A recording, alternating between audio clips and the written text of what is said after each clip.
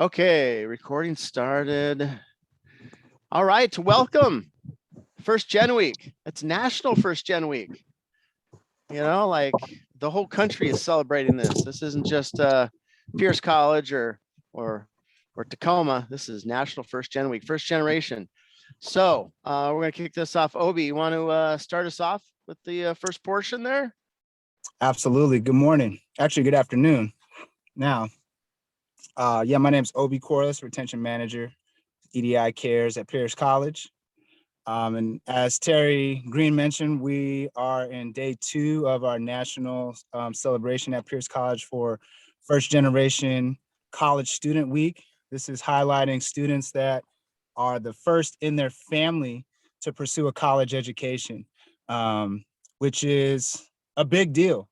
It's a big deal for anyone to get a college education, but particularly for students that are the first in their family to take on the issues, the challenges, and to be trailblazers for their family. So we want to highlight that at Pierce College and be part of the national movement.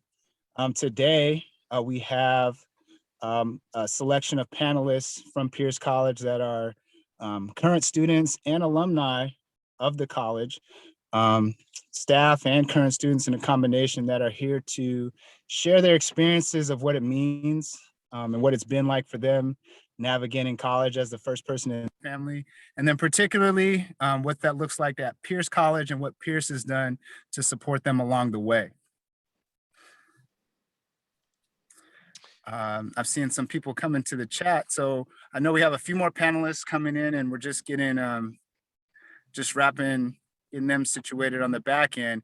But at Pierce College and being with EDI CARES, EDI CARES being the Equity, Diversity, Inclusion, College Action and Retention Engagement Services, supporting first generation students and historically marginalized students in higher education is an emphasis of our department and something that we focus on to make sure that we promote student success and completion for all students and even the ones that are most compromised. Do we have everyone in the chat at the moment, or in the panelists? Have all the panelists been locked in? I think the other student, Aaron, is the only one not with us. So we have 4. Okay. I feel like in the interest of time, just moving forward and allow the current panelists to introduce themselves, and then we'll go into the questions and dialogue. And for those that are joining in and coming into the chat or coming into the Zoom space, welcome. And I definitely want to encourage you to take notes and find ways to resonate with the stories that they're sharing, the experiences that they're sharing. You know, the reason we put on events like this is to remind students that you're not alone in your journey. You're not alone in some of the challenges or adversities you face as a student. So part of this is to find a sense of community among other students and other experiences that happen at the same campus where you're at. So we really want you to find a sense of community and a sense of support with listening and hearing the stories being shared today. Okay, excellent. Thank you.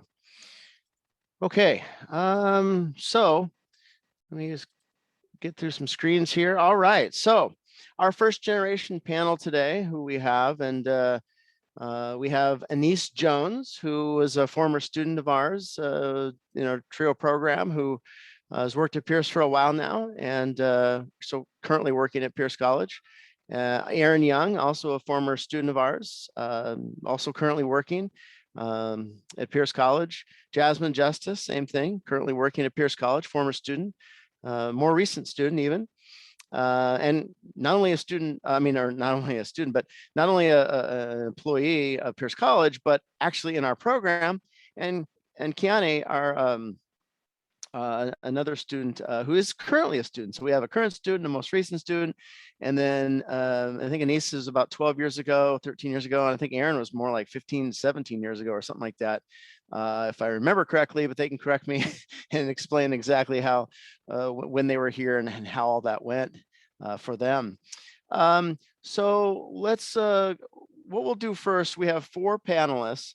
And let's just give everybody a couple minutes to go through, introduce themselves, and just kind of kick us off by giving us a little background. And I'll be here spotlighting folks as they talk.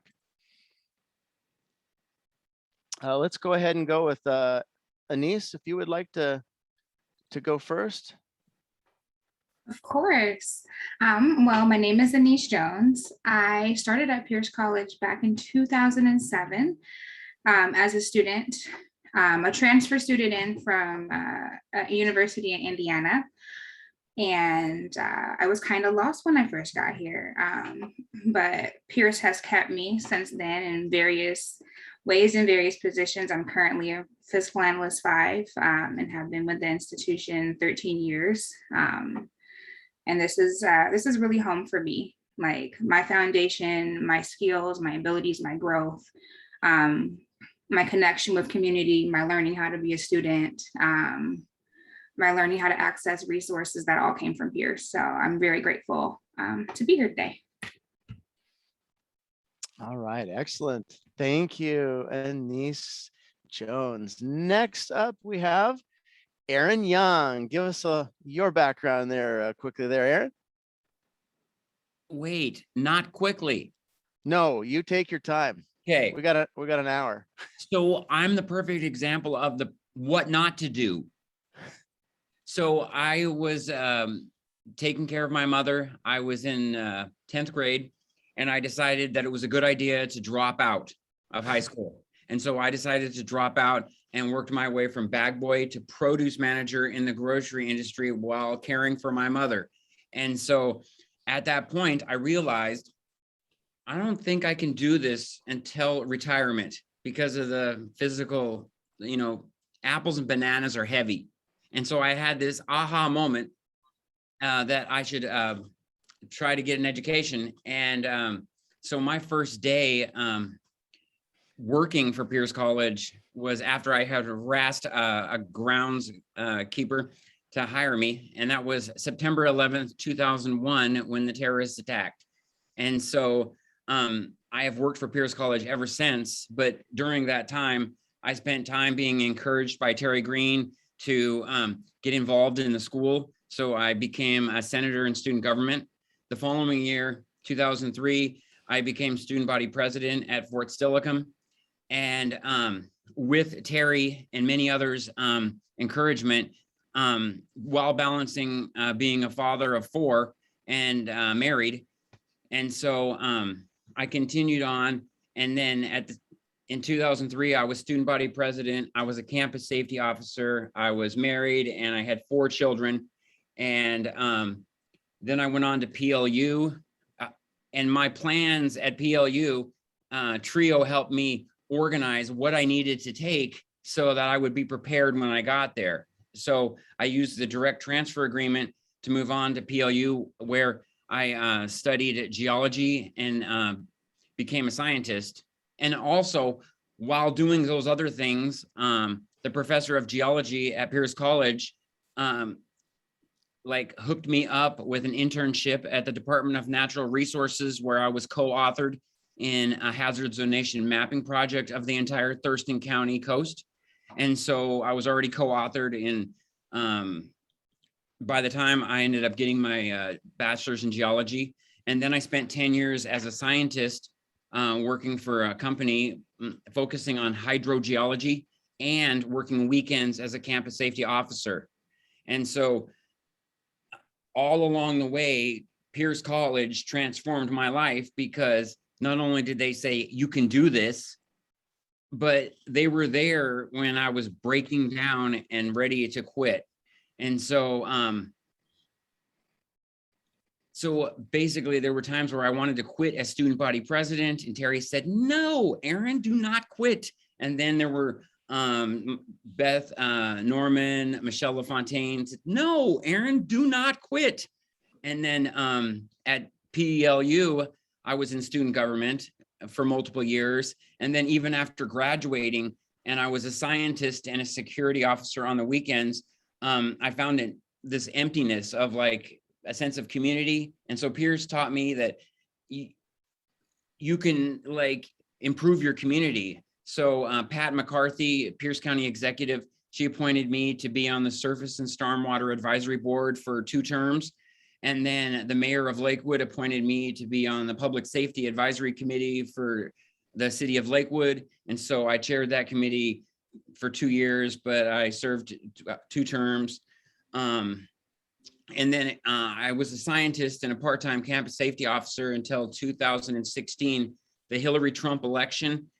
Scientists started getting laid off. And that's when I had to make a switch. And I saw an opening for a full-time campus safety officer position. And so I made that transition because I was divorced by that time and I had full custody of children. And so I became a full-time campus safety officer in 2016. And currently I'm the supervisor of the campus safety department at the Puyallup campus, acting supervisor because the sergeant has currently been on medical leave.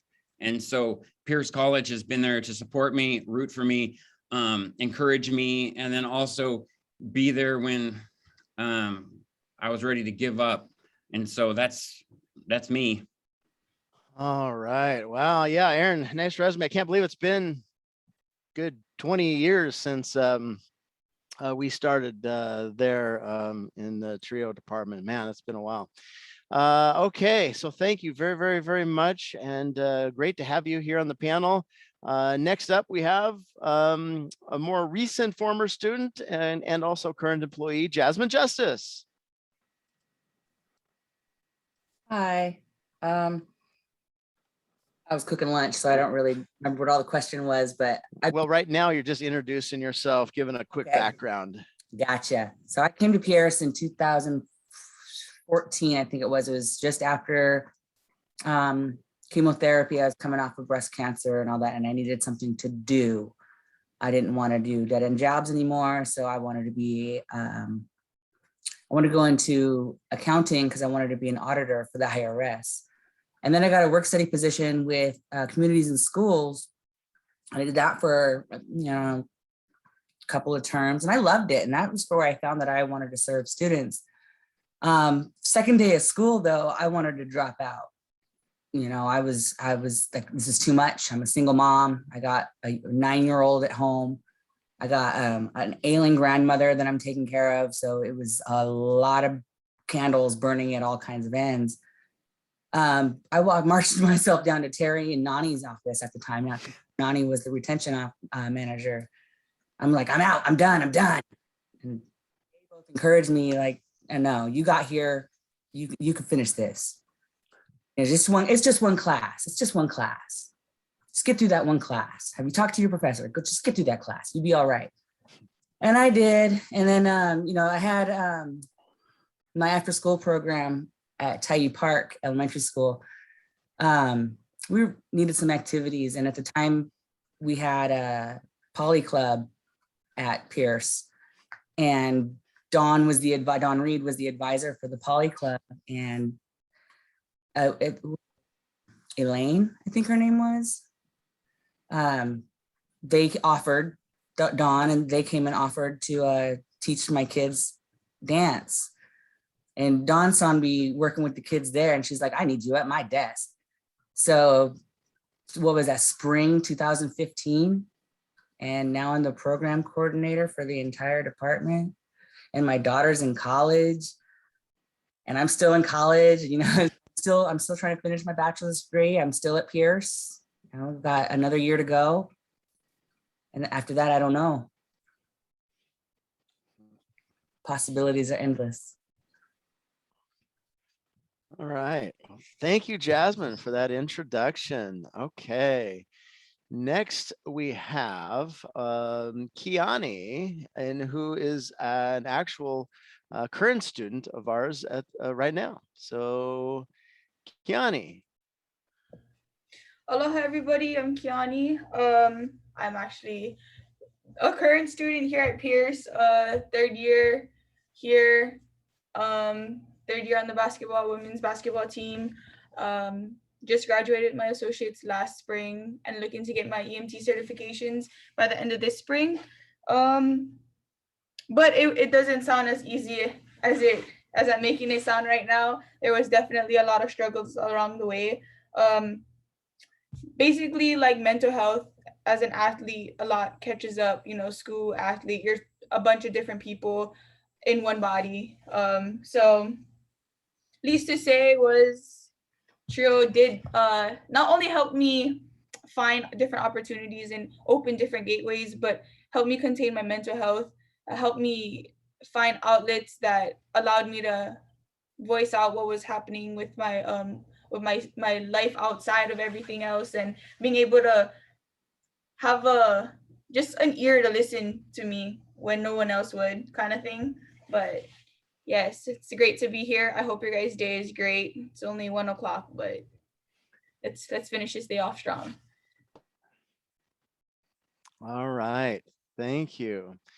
All right. So let's get into the questions here. We got some questions and plenty of time here. So we're going to start off with the first one. What obstacles did you face in preparing to go to college? So what obstacles did you face in preparing to go to college as a first generation student? And we'll start back with Anise.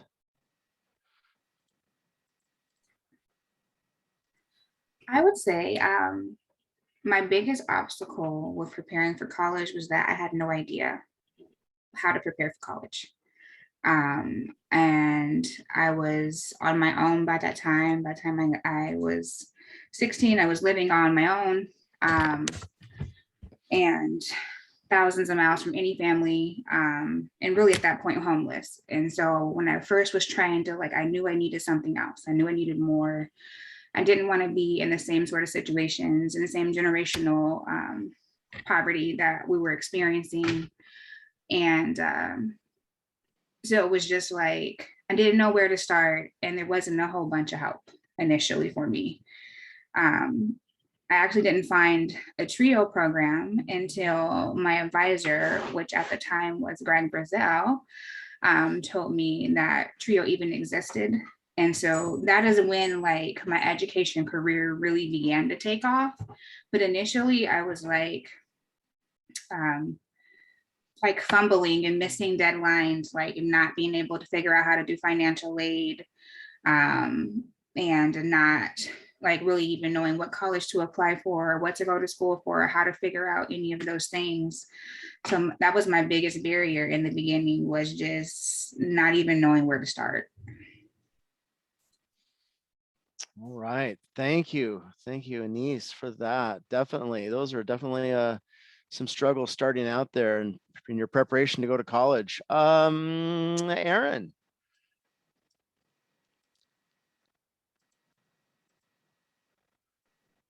Hey, so I had some struggles. I was living in the Shalashan housing development, just married, raising children, catching the bus all the way from Shalashan over on Portland Avenue area, all the way over here to Lakewood, being afraid because I dropped out in 10th grade. I got my GED at Pierce College, and sitting in a room filled with young people that didn't appear to need to study. Whereas I found myself just treading water. And then I got hooked up with TRIO, and there was people there that were rooting for me the whole way. Stephanie Weber in financial aid, she was my go-to person. Terry, Duncan Stevenson, getting involved. And the one thing that Pierce is there for is there's people that share, there's more help. You just have to share your experience and talk about it, and the help's here. And so Pierce transformed my life. And so preparing was walking away from a career, making a lot of money, and knowing that the transition was this valley of poverty in order to climb up the other side and then get jobs where I can use my brain instead of physically destroy my body. So going from the grocery business to becoming a scientist and also helping students here at Pierce College in the campus safety department to let them know that we're not a hammer. We're here for customer service and we're here to help you succeed. So there was that valley, Grand Canyon, to go from making really good money in the grocery industry to just hoping that I could get through it. It was a challenge. Thank you, Aaron. Yeah, I do remember those stories because I worked in kind of the grocery industry too. I remember talking about that. I was at doing the same type of deal. All right. Thank you very much. Jasmine Justice, the question again, what are some obstacles that you faced in preparing to go to college? I always wanted to go to college. I don't want to say that my parents discouraged it, but they also didn't know how to go to college. They didn't graduate from high school. I was the first in my family to graduate from high school. So senior year of high school, I was in the Army. So I didn't know at the time that I didn't need my parents for my FAFSA. I didn't know that. I didn't realize that until about 2 years ago, that at 18 years old, I did not need my parents because I was active duty. Talk about not knowing. That was 20 years ago. You know, like, I feel like I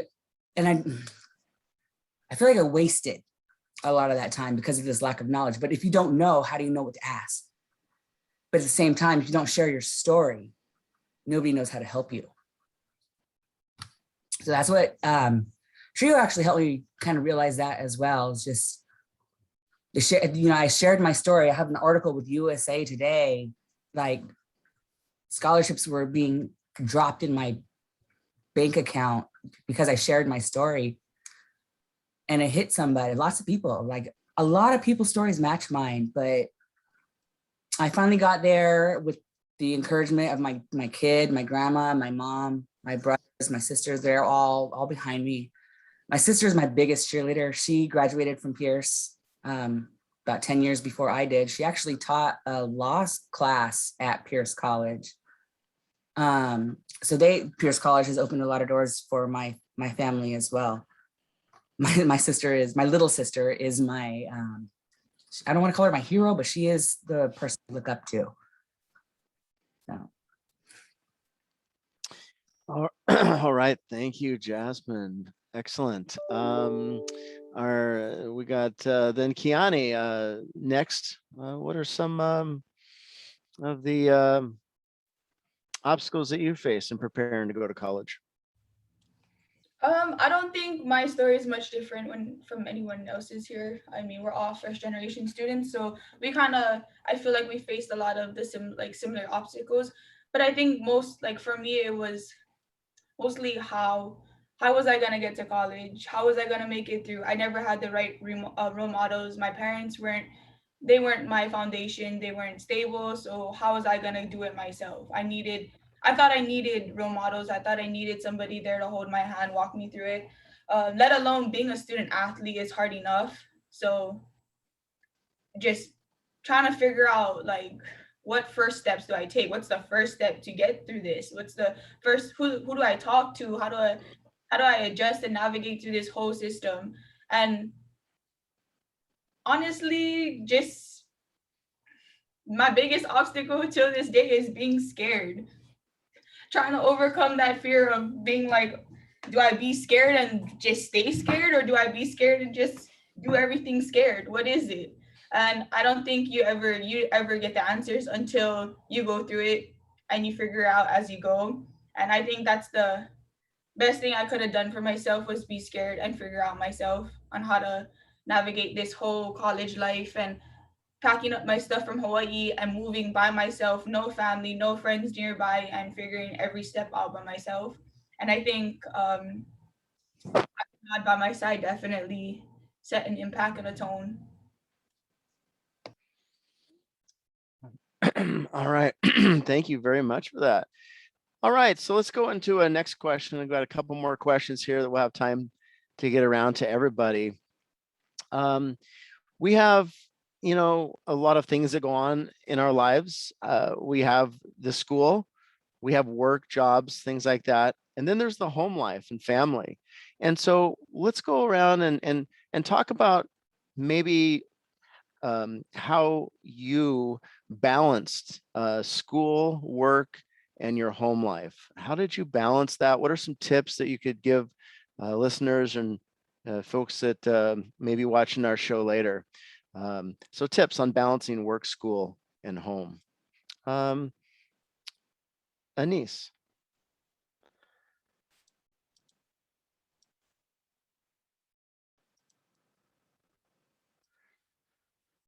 Well, let's go to Aaron then.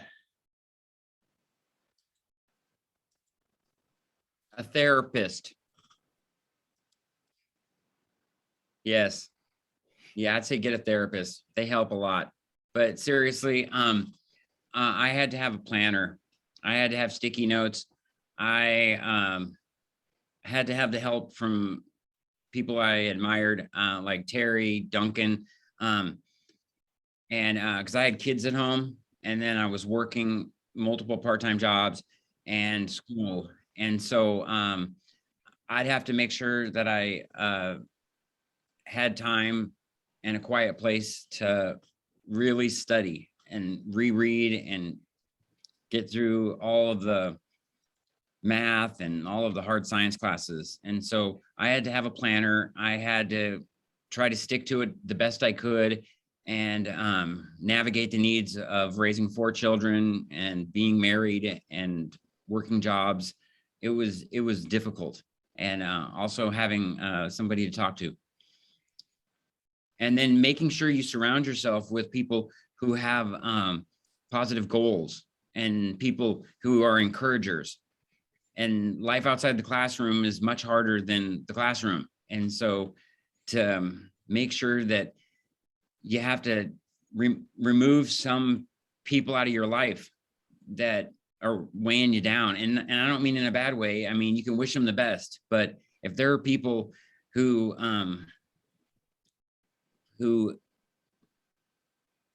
are negative, you have to kind of make choices, and some of them are hard. Yeah, that's a good point, Aaron. There's a lot of people in your life, and not everybody necessarily wants you to go to college. And I think that's very typical of first generation students, is they have a number of folks like that in their life. And sometimes it's a parent, which might be one of the hardest positions to be in when your own parents don't want you to go to college. And all the way down the line, kids and everybody else, friends and family. So thank you for that, Aaron. That's a very good point. And Anise, if you were able to get back in, how did you balance work, school, and home life? So the biggest thing that I learned really quickly is not to overextend myself. In the beginning quarters, I was trying to like take over the world. Basically, I was like, I'm going to do full-time student. I had a newborn baby. My husband was deployed. And so we just had like a lot of balls in the air. And I was just like, yes, like I can do it. And I was just going to fill my time in my space so that I was basically distracted. And I just learned really quickly that it really burned me out. I could sustain that for a couple of quarters, but after that, like my morale dropped, my dedication dropped, my focus dropped, like just everything, like one thing after another. And I remember like a conversation that actually Terry and I had. It was just like a real like, what happened? Like it wasn't even like a like, is everything okay? It was like, no, like just a complete shift. And it was just like, what happened? Like, how did we get to this position? And so I really had to reevaluate how I was handling things and really figure out what was my 100% priority? What was the things in my life that had to get done and were things that I could not drop the ball on, and then sort of build everything else around that rather than just trying to dedicate chunks of my life that I really couldn't sustain. So it was like really having to take that part of really just truly get to a point where you fail. Because I did have a quarter, where it was just like really, how did you get here?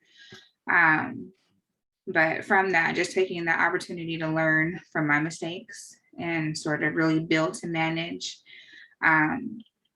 make sure I was communicating with my advisors, with my faculty members, when things were, when I was going through things, that I was keeping the communication lines open and being kind of honest and transparent in areas.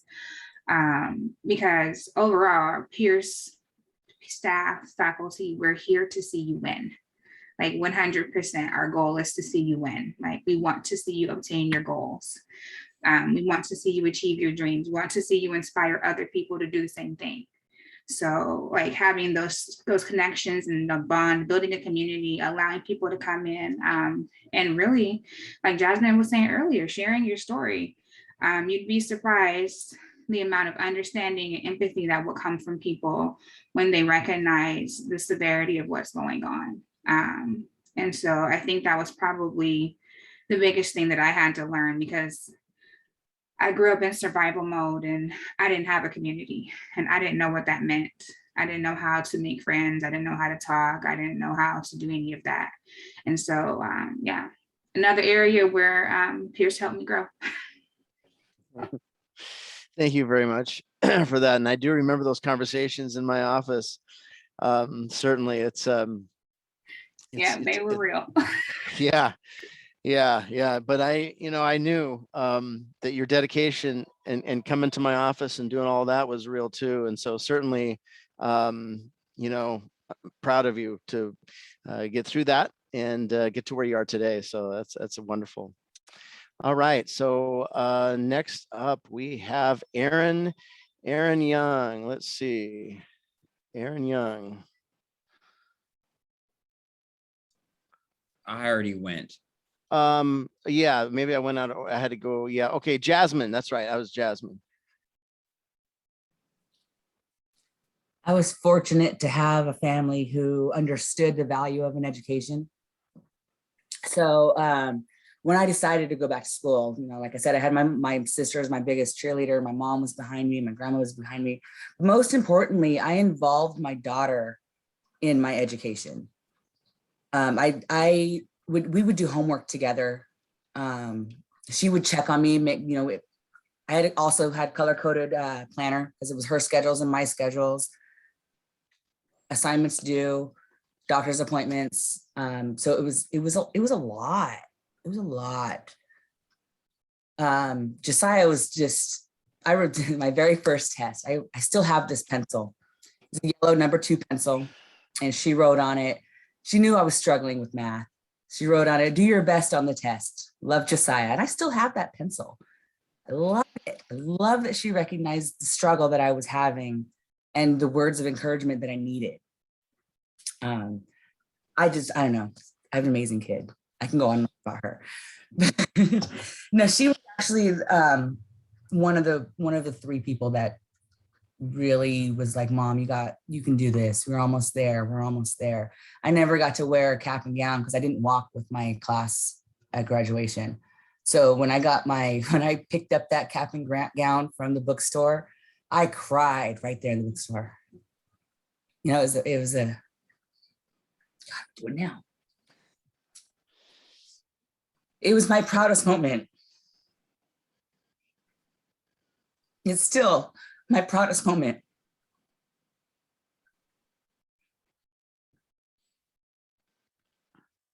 Thank you for that, Jasmine. And I agree. I remember all the work you put into for that, to get that, to earn that. So yeah, you definitely deserve that. So great job. All right. Thank you very much for that. Kianie, how do you balance schoolwork and home? And you actually have a 4th one, sports on top of that, 4 of them. Carrie, I asked myself the same question. I don't know how I do it, but I do it. And I think the most important key to it is honesty, being honest with yourself. Can you show up in spaces? Can you be from 9 to 12? Can you just be an EDI care worker? From 4 to 6, can you just be an athlete? And I think that's the most important key to it, is just being in that time frame, having a time frame for yourself and being like, hey, from this time to this time, I'm just gonna be this person. You know what I mean? Never getting other things mixed up with the one thing that you're present with right then and there, kind of thing. And just honesty with myself, being able to look back at my past and being able to recognize and reflect on it, because that's some place I don't want to go back into. And it's easy to fall back into stuff like that, easy to go back and just say whatever's, I don't want to do this anymore. It's always easy to do it, but you know, people got to pick their easy, right? And I think my easy is just choosing the hard way sometimes. All right. Thank you, Kianie, for that. All right. We have one more question for everybody here before we get into some question and answers from the audience. And that is, what career aspirations do you have for the future? And so, you know, what's your plans? You know, what's the next step? Well, what are some career aspirations? And so, Anise.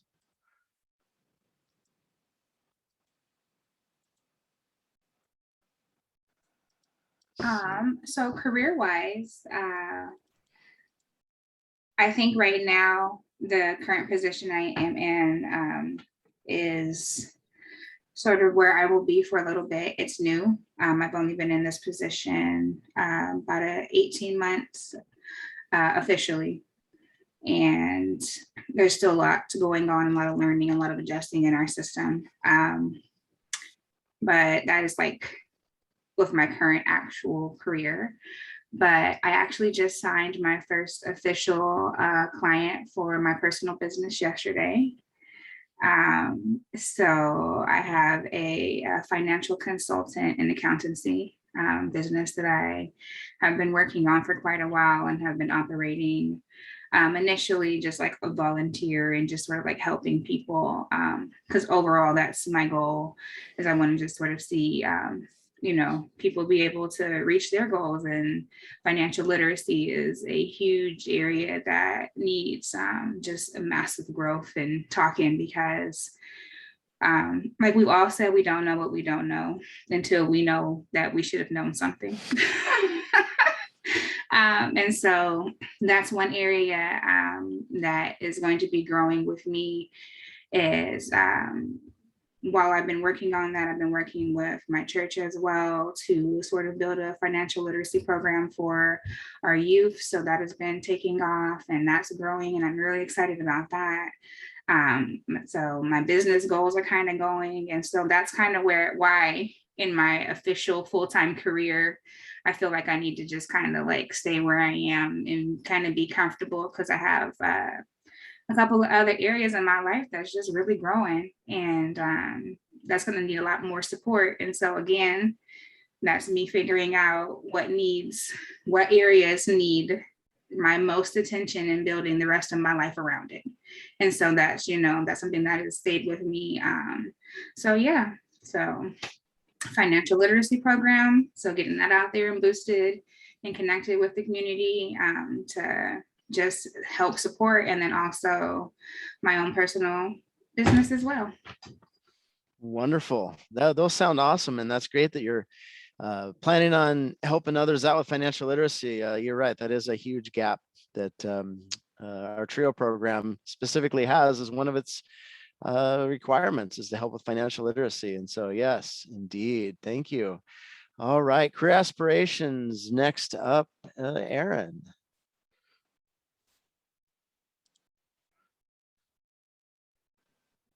I was typing. Oh, yeah, you're okay.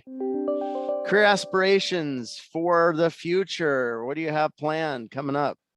Okay, so I'm split. There's like a fork in the road, because I miss being a scientist, but also I really enjoy working at Pierce College full time. And so there's one road, and that's to get a master's and focus on hydrogeology. Hydrogeology is a major passion. Groundwater. We have to do stuff, positive stuff, to make sure there's a planet for our kids and our kids' kids. And so, but there's also the campus safety part of my life that I enjoy a lot, because it's the interactions. When I was a full-time scientist, I missed the sense of community that I had at Pierce when I worked at Pierce and in the classroom. And so doing this job, I have a chance to make a positive impact. And I can see that because I'm not a hammer, so I don't walk around with a badge and like wear it because it's like something that makes me feel powerful. And I see that, and I've seen that in other institutions. And so I try to interact with people, and I try to be there when they need me. If it's a vehicle unlock, if it's a battery assist, if it's being somebody to listen to somebody who's expressing themselves about pain, real pain that they're experiencing in their life. I have empathy, and I'm an empath. And so I want to hear and help. And there's a lot of us here at Pierce that want people to succeed.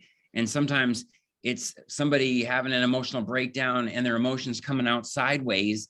And if you can't recognize that, you could be a security officer who wants to like do a bidder report because this person's like having an emotional moment.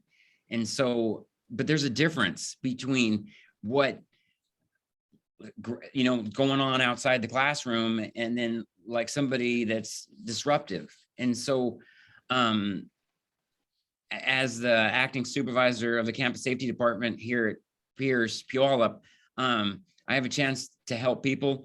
And then I have the chance to watch them go through being nervous when I walk in a room to smiling when they see me and the other campus safety officers. So they get to Pierce and the badge kind of like freaks them out. And so they kind of hush up and they sit up straight or they get quiet. And then, while they're here, all of a sudden that transformation happens where they're laughing and they'll tell me stories. And so I think that the collection of us here at Pierce can make such a big difference on people that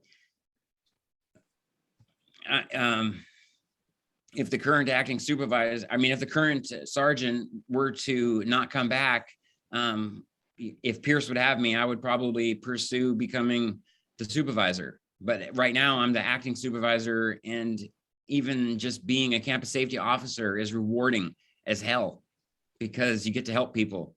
And we just had Christine McMullen. She's now working for the State Board of Community and Technical Colleges. And I got to know her and became friends with her. And I'm glad that she's where she's at. But man, she was impactful and I admired her hard work. So I guess it's a fork in the road, masters or serving students, and both are just dynamite. So, and then my daughter's in college, and my younger daughter's preparing for college, and I have a great girlfriend. So a lot to be thankful for. Excellent. Excellent. Sounds wonderful, Aaron. Yeah, get that master's, come back and teach science at Pierce College. There you go. All right, Jasmine, your future aspirations. Doing it right now. I've always loved to serve. When I was 16 years old, I got my very first volunteer position helping students, elementary school students. I don't like elementary school students. They're too wiggy. They're a little too much energy, too high energy for me. But by the time I got to the high school level and in the college level, I just like being able to, help and provide opportunities. There's things that in my position with our job, Terry, that we get to do things with our students that other staff members at Pierce College don't get to do. And I just love that. just love it. I don't know. I'm not really sure where I want to go still. You know, I don't know. I love Pierce. Pierce is home. I'm kind of scared. I'm scared to go anywhere else. Let's be real. I'm right there with you, Jasmine. I graduated Pierce myself. This is home. I totally understand everything you're saying. I love helping people also, and this is the place to be. So I hope you stick around with me and the rest of us for a long, long time. We really Me too. appreciate having you. Okay, thank you. And Kianie, what are your aspirations for your career and your future? Like Jazz said, she said she's living hers. I think I'm living mine. I could only have dreamed of the life I'm living today and where I am today when I was in high school. I'm living the dream. Some people only could dream the life I live right now. And I think sometimes we forget that even despite our hardships and stuff, that we're still living somebody else's dream, and we can't take that for granted. And I think every day going forward, it's always a new day, and there's always different opportunities out there. And I just got off the phone with a couple of recruiters before this meeting for 2 different universities in Arizona and Canada to continue my basketball career someplace else. So I think just with news like that, every day I'm living the dream. Nice. Thank you, Kianie. All right, welcome, or thank you for all of those responses. And it was great having all of you. We have next, Rosalinda is going to lead a little question and answer with anybody who would like to post a question, maybe in the chat, maybe out loud, however you like to do it. Yeah, there was a chat already inside. So by Emily Davis, what social and emotional supports benefited you attending in college?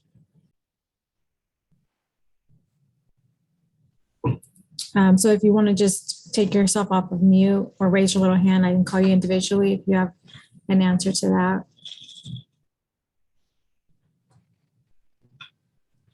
Jess. I very much utilize the school's mental health counselors, Megan, Jennifer, Brenda. During my time, it was Deborah. Being able to vent is something and having somebody to talk to that doesn't necessarily need to give you an answer. You just need to be able to get it out.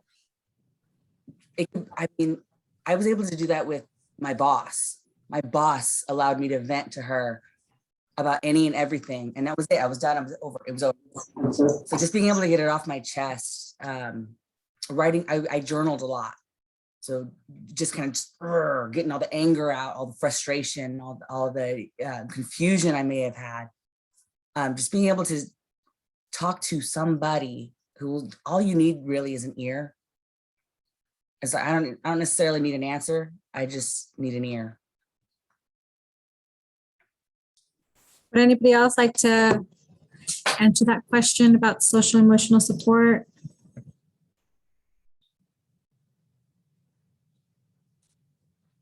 Go ahead, Aaron.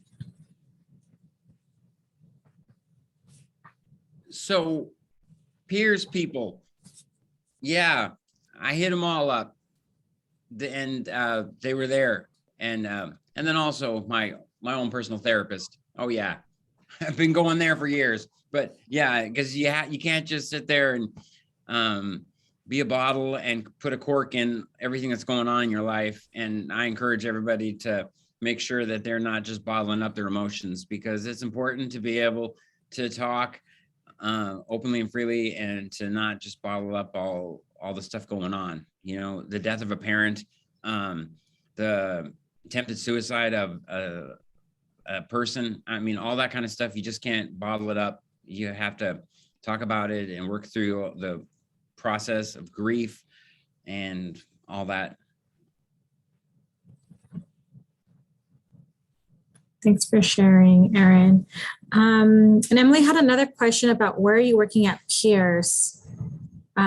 So for those that did speak, if you all want to our speaker just kind of, maybe she'll want to help guide her. If y'all can say what departments you guys are working at, your guys' position. Or you're already spotlighted if you want to go first. Oh, go ahead, Anise.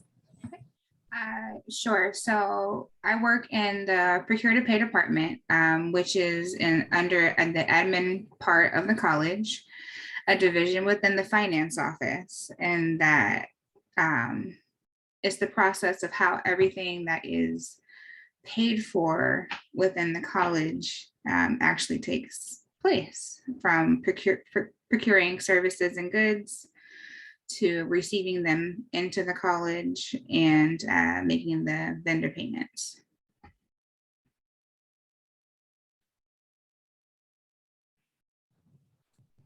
I think Aaron mentioned that he was in security. Jasmine in the chat that she's the program coordinator for EDI CARES.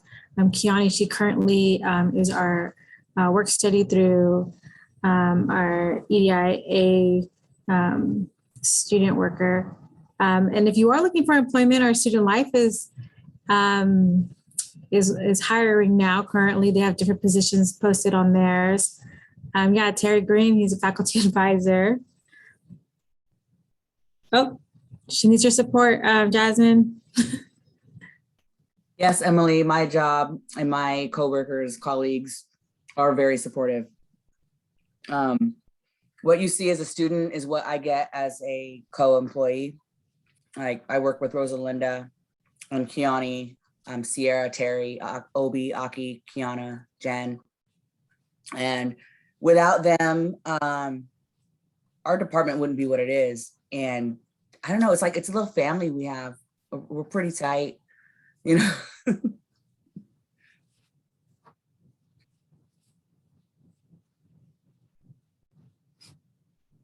anybody else have any other questions before I pass it out to Terry to help close this out? Aaron? Oh yeah. So campus safety, yeah, we're hiring. So $16.75 an hour to $18 an hour, part-time campus safety. Hit up your students because we are completely short-staffed, and there's like multiple pay periods where I was putting in 50 hours a week. And so, oh yeah, send people our way. And then also, Anise, yeah, I'm going through the process of learning how to get a P card. And so, yeah, so there's You'll be talking to my people soon. Yes. Hey, and thanks for letting me participate. And all you guys are great. Oh, yes, you're very welcome. It's great having all of you. It's just amazing to kind of think back on the memories of these four wonderful students that I've worked with at Pierce College, and to know that I work with them now as colleagues. I mean, that's so much fun and so enjoyable. That's what makes my job enjoyable, is to see that success. And so I'm really thankful to have a lot of the folks I work with still working with us. That's just wonderful. So would like to thank everybody for coming, and thank our guests, Anise, Aaron, Jasmine, Kianie, for being here and letting us know kind of what helped you get through. We're gonna put this up on YouTube, and we'll let our students see this, and hopefully your inspirations and tips will resonate with some of our current and future students.